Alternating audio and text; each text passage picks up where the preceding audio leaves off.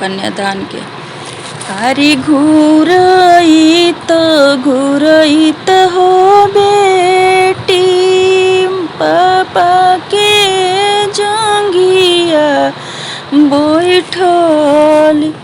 अरे घूरइत हो बेटी पापा के जंगिया बैठली। अरे पापा जंगिया बैठली हो बेटी अम्मा के मुहवा देखली।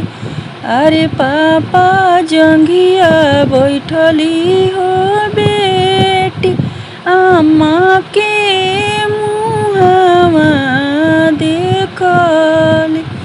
अरे जस मुहवा देखलू हो बेटी ओ से रे माया लगी है।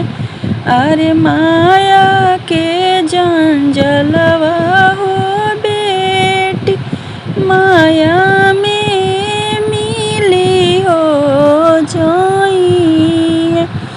अरे माँ